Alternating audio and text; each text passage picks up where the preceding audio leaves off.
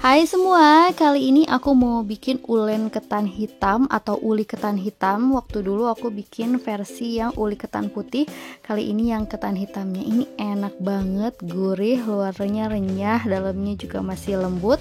Kalau kalian pengen tahu gimana cara aku bikinnya dan apa aja bahannya, ikutin terus video ini sampai selesai.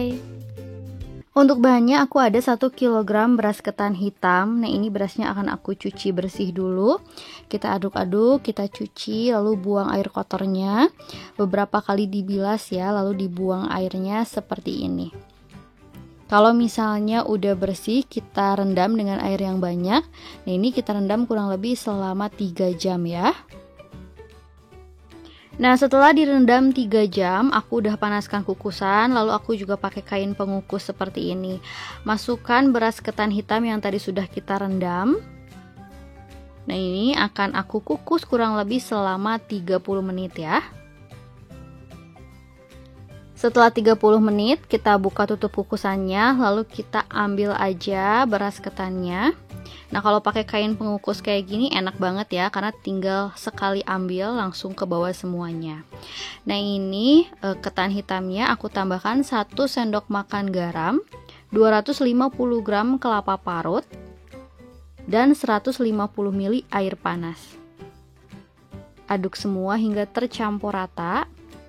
Nah, di sini untuk kelapanya aku pakai kelapa yang sedang ya, tidak terlalu tua dan tidak juga terlalu muda.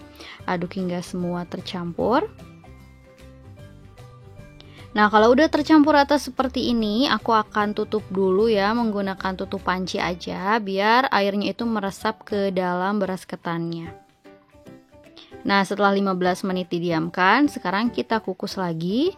Ini juga kukusannya udah aku panaskan lagi, udah mendidih. Sekarang kita masukkan semua beras ketannya. Nah, sekarang aku kukus kurang lebih selama 40 menit ya. Ini ngukusnya pakai api sedang aja. Setelah 40 menit dikukus, ini beras ketan hitamnya sudah matang. Sekarang aku masukkan ke dalam wadah lagi, wadah yang besar ya. Nah, selagi masih panas, kita akan haluskan beras ketannya ini. Aku menggunakan ulekan yang dilapisi dengan plastik ya. Boleh pakai apa aja, yang penting ketan hitamnya ini jadi halus. Nah, ini selagi masih panas, terus aja kita tumbuk-tumbuk seperti ini. Nah, ini ketan hitamnya udah mulai halus ya. Ini udah cukup menurut aku, udah nggak lengket lagi. Sekarang kita masukkan ke dalam wadah atau bisa dibungkus daun pisang. Nah, ini aku pakai baki kecil atau nampan kecil, olesi dengan minyak tipis-tipis. Lalu kita masukkan ketan hitamnya, kita padatkan, ditekan-tekan seperti ini sampai rata ya. Untuk ketebalannya itu sesuai selera, mau lebih tipis juga boleh. Nah, sisanya aku akan bungkus di daun pisang, olesi juga dengan minyak tipis-tipis. Lalu kita masukkan ketan hitamnya, lalu kita padatkan, kita tekan-tekan seperti ini. Kalau misalnya udah padat, kita gulung, lalu kita lipat bagian atas dan juga bawahnya seperti ini. Lakukan semua sampai selesai. Nah, semua udah selesai aku bungkus. Ini aku akan simpan dulu di dalam kulkas beberapa jam agar lebih ngeset dan nanti lebih gampang untuk dipotong-potong ya.